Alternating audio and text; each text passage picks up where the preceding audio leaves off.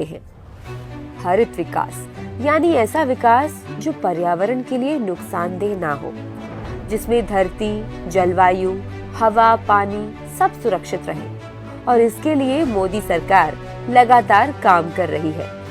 सत्ता में आते ही प्रधानमंत्री ने स्वच्छता को आदत बनाने का आह्वान किया। क्लीन और हेल्दी एनवायरनमेंट के लिए प्रधानमंत्री के विजन में जन भागीदारी का अहम स्थान है।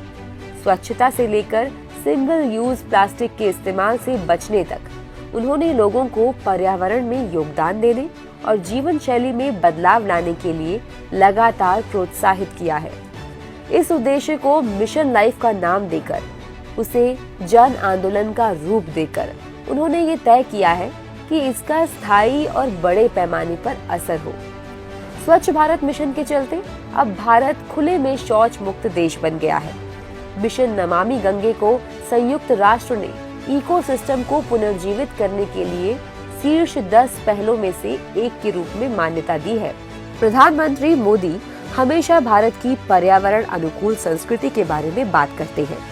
रीयूज, रिड्यूस और रिसाइकल भारत की परंपराओं और संस्कृति का हिस्सा है, और इन्हीं प्रथाओं को वापस लाने और स्थायी विकल्प बनाने की दिशा में काम करने को प्रधानमंत्री ने लक्ष्य बनाया है। कई सरकारी योजनाएं जैसे कि उज्ज्वला योजना, अमृत सरोवर और वेस्ट टू वेल्थ का उद्देश्य कार्बन फुटप्रिंट को कम करके वेस्ट मैनेजमेंट में सुधार करने के साथ ही पानी का संरक्षण करके एक स्थायी वातावरण बनाना है। प्रधानमंत्री नरेंद्र मोदी की इन सब पर पहल का नतीजा है कि आज भारत के पास चौथी सबसे बड़ी रिन्यूएबल एनर्जी कैपेसिटी है। विंड एनर्जी और सोलर एनर्जी में भी हम चौथे स्थान पर हैं। पिछले 9 वर्षों में हमारी रिन्यूएबल एनर्जी कैपेसिटी में 380% की वृद्धि हुई है। उज्ज्वला योजना, पाइप्ड कुकिंग गैसों ने अब 3/4 से अधिक आबादी को कुकिंग के लिए स्वच्छ ईंधन उपलब्ध कराया है, जिससे पर्यावरण प्रदूषण में राहत मिली है। रेलवे लाइंस के विद्युतीकरण के प्रयासों से रेलवे अब जीरो कार्बन फुटप्रिंट के लक्ष्य की ओर तेजी से बढ़ रहा है। बीते 9 सालों में भारत क्लाइमेट चेंज के खिलाफ लड़ाई में एक ग्लोबल लीडर के रूप में उभरा है। एक और एमिशन रिडक्शन और ग्लोबल क्लाइमेट चेंज समझौते पर बातचीत, तो दूसरी ओर रिन्यूएबल एनर्जी के भरपूर इस्तेमाल तक देश पर्यावरण संरक्षण के लिए हो रहे अंतर्राष्ट्रीय प्रयासों की अगुवाई कर रहा है। ग्लासगो में आयोजित COP26 शिखर सम्मेलन में प्रधानमंत्री मोदी ने जलवायु परिवर्तन को रोकने की दिशा में दुनिया को पंचामृत का मंत्र दिया, जो व्यापक दृष्टिकोण के साथ एक ऐसा रास्ता तैयार करता है जिसका पूरा वैश्विक समुदाय बार बार अनुसरण कर सकता है। प्रधानमंत्री मोदी के क्लाइमेट जस्टिस के सिद्धांत ने COP21 से ये सुनिश्चित किया है कि जलवायु पर होने वाले वार्ताओं में इक्विटी कंसर्न को नजरअंदाज नहीं किया जाए। भारत का निष्पक्ष समझौते पर जोर है और वो वैश्विक मंचों पर विकासशील देशों की आवाज के रूप में उभरा है। भारत की सक्रिय भागीदारी ने ये सुनिश्चित किया है कि विकसित अर्थव्यवस्थाएं पर्यावरण के प्रति अपनी जिम्मेदारी से बच नहीं सकती है।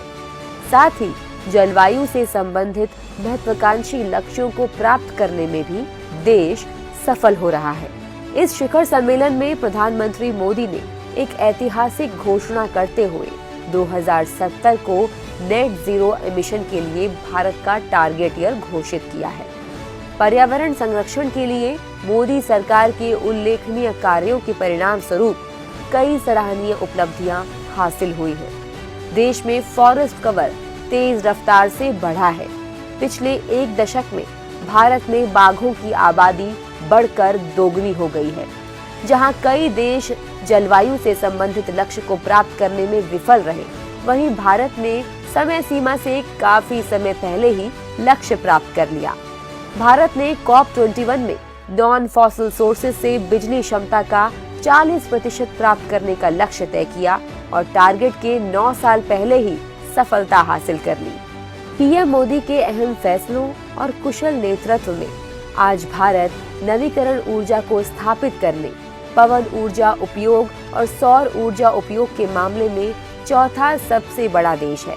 इतना ही नहीं, आज भारत को इंटरनेशनल सोलर अलायंस की अध्यक्षता के लिए लगातार तीसरी बार चुना गया है। बीते 9 सालों में भारत में एशिया का सबसे बड़ा रामसर वेटलैंड्स नेटवर्क है। बेहद कम समय में ही भारत में दुनिया के सबसे बड़े सोलर पार्क की स्थापना हुई है। बीते 9 सालों में क्लीनर और रिन्यूएबल सोर्सेज की दिशा में तेज बदलाव हो रहे हैं।